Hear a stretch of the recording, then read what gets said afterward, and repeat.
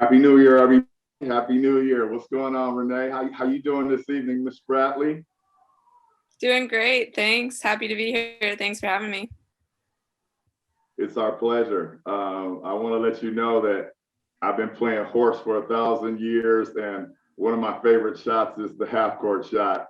And I loved when I pulled up online your half court shot when you were in college. It was just really beautiful.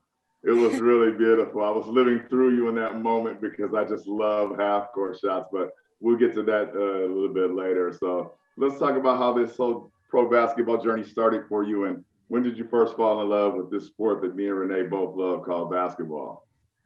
Sure. Well, I started playing at a really young age. I don't know, maybe 8 or 10. I'm not sure I remember exactly, but basically started because my brother was playing basketball and wanted to do everything that he wanted to do. He's older.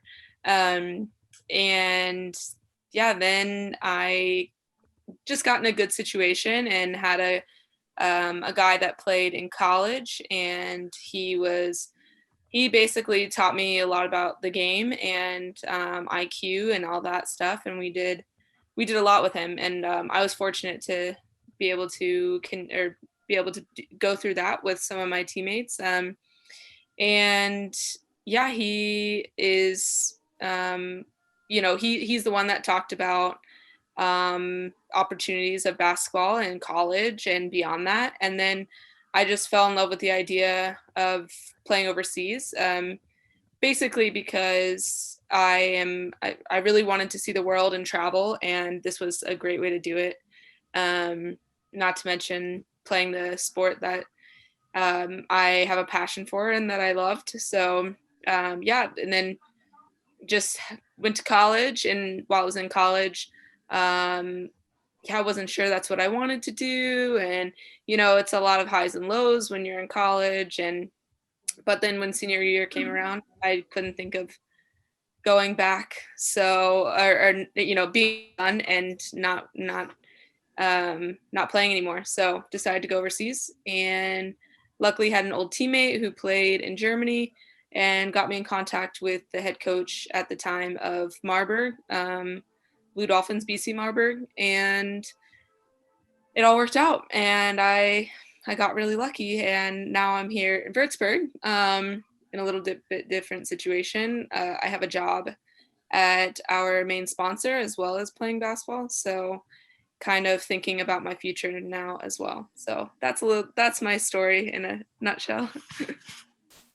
That's beautiful. So it's what I always tell a lot of my young basketball players that are chasing the pro basketball dream. I tell them, hey man, of course we dream about the WNBA, and you dream about the NBA and these big leagues, but it's so much bigger than basketball because basically it's like a paid vacation for you. You love the game, you're getting paid to do something you love to do, and now you have a great job, and it all came through basketball. So so it's a beautiful thing. Yeah, I've been really fortunate, and I've been really lucky. So I'm really happy and thankful for that. Nice. Well, let's talk about your game because I mean, you got a sweet shot. I spoke earlier about the half court shot you hit when you were in college, and I love half court shots so much. So that's just an awesome thing. And I mean, now you're one of the leaders. I'm pretty sure by the end of the season, when the smoke clears, you'll probably lead the league that you're playing now and assist. And let's talk about that a little bit because really, with your skill set, I know you could easily come down and be like the typical American where you can create off the dribble and go one on one, and you could easily score a lot of points. But I can tell by your assist rate that you like to keep your teammates involved and that you're a great passer. So I mean, where does that come from? Do you enjoy to look for your teammates instead of score, or you just take what the defense gives you? Yeah, I think that's been a process in my career as well. From a young age, I really admired Steve Nash, mainly because, Nice. yeah, I grew up watching him, and again, this coach I'm referring to when I was younger, we did actually some film sessions and when growing up, which was super unique, but super cool because he just took players, and he was also a big fan of Steve Nash. So took players and really broke their game down for us and showed us, what it looks like and how people see the game. And that really taught me a lot. So thinking about Steve Nash, that was kind of my inspiration, I think. And in high school, I played with a lot of other girls that were also really good and, 6'4", 6'3", 6 foot. So I had the opportunity to, basically get them the ball. And yeah, that developed. And then in college, it was kind of at the beginning, I was very much a pass first point guard. And then junior, senior year, they kind of had said, hey, you need to score more if we're going to win any games. So my role transitioned a little bit, but then heading into Germany my first year, I also had some really good players. And so I was, more of a pass first point guard again.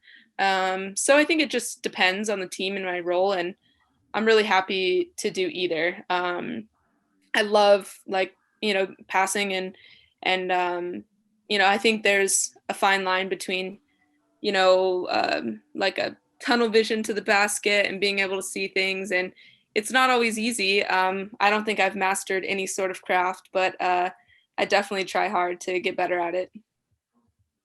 She's being humble, ladies and gentlemen. She's nice, okay? Anybody that's balling like Steve Nash is nice. Shout out to Steve Nash. What a great player. Back in the days, I actually played against him in the NBA Summer League in San Francisco, and he just made everyone around him better. And it was just amazing to, someone that his range started at the parking lot. So if he came across half court, he could hit threes.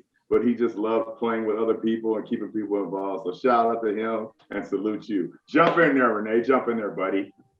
Yeah, Steve Nash is a great inspiration. He is a hard worker. You can see that in things like free throws, for example, is one of his big things as well. And that shows that he has to put in a lot of work to be the player that he is or was during his career. Yeah, what I would love to know is when did you came to Germany first? What was your first year when you came here, and how was that for you to be in a different country and everything around here, fitting into the social life here and getting to know everything? And what were your biggest differences probably to your life in the States before? Yeah. I think Germany is a great place to start coming from America, and really lucky for those people that do come here. It's not really that big of a culture shock. There are different things in the culture, but it's different than maybe an Eastern European country or and I've gotten to know some experiences, but I was very fortunate to come into Marburg. That was 2016, 2017. So I graduated college spring of 2016, and then fall I came over. I just was so lucky to come in the best situation. My coach, if anybody knows him, Patrick Unger, he's kind of big in the women's basketball world, but anyway, he's not coaching a women's team right now, but anyway, he is a great coach, and he put a great group together, and he really made it feel like family, and just really had a vision and was good at implementing what he wanted and his goals. And I was lucky because all the girls were super awesome, friendly, welcoming, and really just made everything so easy. Transition was easy. My other two Americans on the team were also great, and still some of my best friends today. So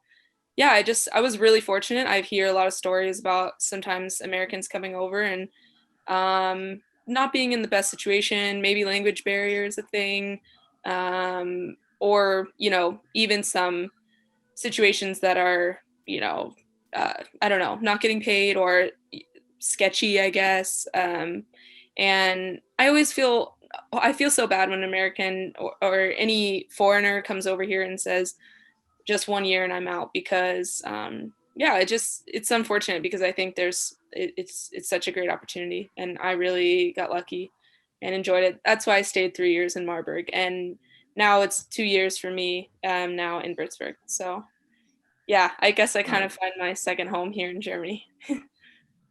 Awesome. That is really awesome. And shout out Coach Ferdy, shout out Coach Janet, and shout out my man Marinford Gross, because they told me that, not only are you a great basketball player, like you're a great teammate and a good person. Let's talk a little bit about that, because as we both know, there's a lot of players that have come here and they've gone. And, some of them were really great players, but let's keep it real. They just weren't very good teammates. I'm not a hater, but that's just how it is sometimes with Americans. So, I mean, how do you, you take pride in being a good teammate and, fitting in and things like that, because, it's easy for you to, honestly, with your skill set, if you came down jacking every time you touched, probably would average, 30 a game, but, because of your personality, you're not that type of person. And, it's just about the team first. So let's talk a little bit more about that. Yeah. Honestly, again, my role has been very different throughout my teams over the years. And I've just really been okay with whatever that role is and good with that and happy to, if we're winning, winning's always the best, for the team and everyone's happiness. I think it makes it more fun. But yeah, I think sometimes, some Americans or foreigners have these expectations, and it's unfortunate because I think, you have to come here with no expectations and no, requirements for, certain things, because it may be that your program or your teammates, or I don't know, it may be that it's nothing to what you've ever been used to, or it's professional, but the management might not be that professional, or how things are done here are just different, and that's okay. You just have to make sure that you are just open, have your mind open, your eyes open for whatever comes your way, and be flexible. And know your worth, and make sure that you are treated fairly and all those things. And your agent will help you out with those situations and stuff. But just that, if you stay open-minded, I think you will get so much out of this process. And even if it's something that's maybe just really out of your comfort zone, it's worth, I think, trying. And it makes it so rewarding in the end. And I think that's what I found. And I've made lifelong friendships because of that, which is super awesome. Like I wouldn't trade this for the world. And now I have friends all over the world. And so I think open-minded is the key to making sure that you are, a part of the team and getting the best out of your experience. That's awesome, Paige, because that just proves that you're really an American ambassador of the sport here, as a pro. So let's talk about this. What advice, I always ask the guest this, and I love this question because I can remember when I was a young guy chasing my pro basketball team. What advice would you give to that young girl, that young boy who's, stateside right now and, dreaming about being a professional athlete like yourself? What great advice would you give that boy or girl? I know it's pretty typical, but keep working hard, because there's so much opportunity, and your hard work will pay off someday. And if that is your dream, stay with it. I feel like I didn't shine everywhere I was, and I wasn't, the crazy statistics. I did a lot of things that didn't show up on the statistics, and that always doesn't help with recruiting or something like this, or agents trying to get you to a team. But someone will see you someday, and you'll get that opportunity, and make sure to take advantage of it, and don't be afraid to put yourself out there to achieve those goals, because your hard work will eventually pay off. Nice. Jump back in there, Renee. Jump back in there, buddy. Yeah, I highly agree with what you just said. And yeah, one interesting thing, of course, is like about a year ago, we felt like everything's pretty normal here in Germany and everywhere else almost. And basketball season was about mid season everywhere. And then yeah, everything happened. What we are still facing right now with the pandemic. And how was that for you during that situation? I mean, in the beginning of March, I'm assuming when you were in Germany, still everything was kind of normal, but how was the whole process for you personally? And how was that like? You went to practice and the next day there was no more practice, or did you had upcoming games? Like, how was that? I'm sure you still remember that whole thing. Tell us the story, please. Yeah. It felt like within hours it was always changing, or minutes. Yeah. So one week I was, we were playing games, and on Tuesday or Wednesday, I think it was, right after practice, it was, okay, see you guys tomorrow. And the next day, everything is canceled. Yeah, it was super, well, at least maybe the game was canceled that weekend. And then it was, or first it was no fans, then canceled, and then, oh, the season's canceled. So super weird. Yeah, I think it was shocking, but and then the next week I was supposed to go to Australia to play, and that also got canceled. I had one former teammate who had already flown to Australia from Germany, and she was there a week before Australia sent all their like foreign people in the country home, and canceled visas. And anyway, so that's also still on. Hopefully someday I can get there to play. And yeah, I think it was frustrating, of course, but also, yeah, everyone was going through it. So you could only think that, you didn't have it any worse than anyone else, I guess. And I think I just decided that, it was better. So I also had the job last year, and I just decided it was better if I went home, because the US put out this, don't plan to stay abroad if you're abroad for indefinite, I think the word was they used. And basically I was like, I don't want to not see my family all summer. So I hopped on a plane not too long after that and headed home, quarantined at my parents' house, and was there for the whole summer. But longest summer I've ever had at home, because college, you are never home for that long. And in pros, you're never really that home that long either, or less than this. But it was almost, I don't know, 5 months, which it was really nice. Like I've just never had that, so, or haven't had that in a long time. So you got to look at the bright side of all of that. But it was interesting. How's the situation right now? In Würzburg, or? I mean, with your team, with everything, with practice, with games. Yeah. We are back to playing. We were kind of put on pause there for a while. And we practice, all practicing the same. We test once a week, but Friday night before the game on Saturday. And yeah, if all of that's good, we play Saturday.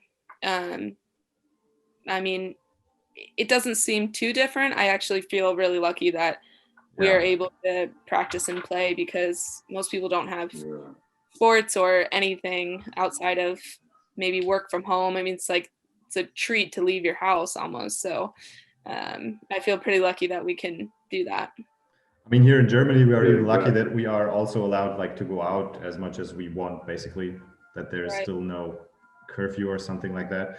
but yeah, I agree with you, and it's interesting. So you get tested once a week. I never heard from a pro the last few weeks. Like, I mean, I know pro leagues are all pretty much running in Germany, and yeah, once a week. Okay. Yeah. And I mean, I think if that's fine, everything's fine, and you can practice and play games. Yeah. I think most of us are pretty cautious about what we're doing when we're doing, because we know, like, if anybody's positive, it's automatic 2-week quarantine because we're all practicing together the whole week. And yeah, it's unfortunate. If But people didn't happen so far, right? back in the fall, it did. Okay. Yeah, back in the fall, one of my teammates' husbands was tested positive. Oh, so And not even a teammate, someone from the family. yeah, but then she later tested positive as Okay. well. So then that put us all in quarantine. And then 2 of my other teammates ended up, like, that was Friday night practice, and then 2 of my other teammates ended up also getting COVID. So yeah, that was just interesting. But we and I live with 2 of my other teammates as well, and we were shocked that none of us got it. But yeah, 2 weeks quarantine, which, you know, we made the best out of it. But at least I live with people. I think if I was by myself, I would go crazy. So yeah, but Yeah, that's a good thing too, you know. I'm sorry, go ahead.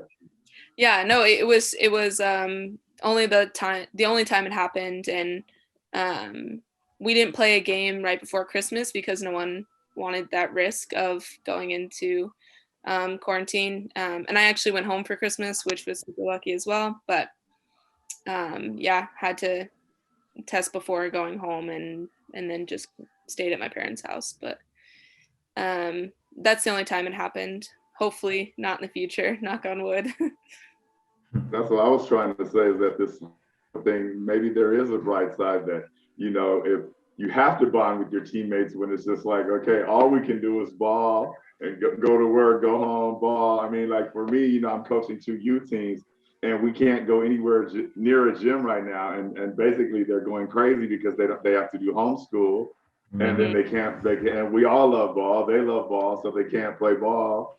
And they know how much I love the sport. And so they're hitting me up every week. Hey, coach, what's going on? When can we ball again?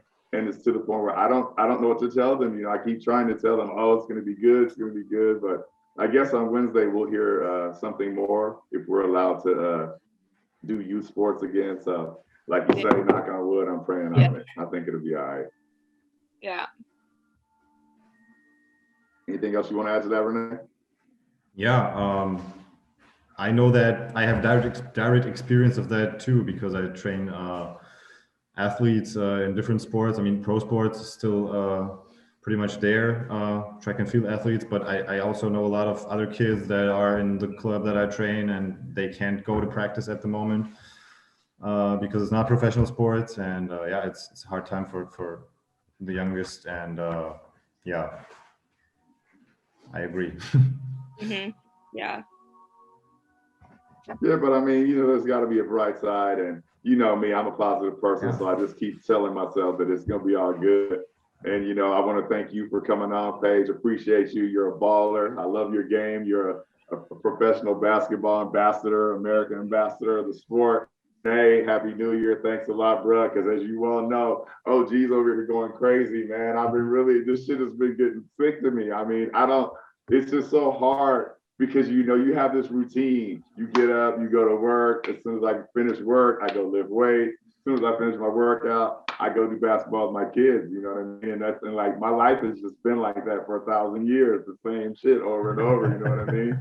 And when basketball was gone, right, I was just like, oh my God, okay, are you serious right now? Like basketball's really gone for good. You know what I mean? It's not good for my image, Paige, to start crying right now. You know what I mean? So I'm gonna stay positive with it. You feel me? Yeah.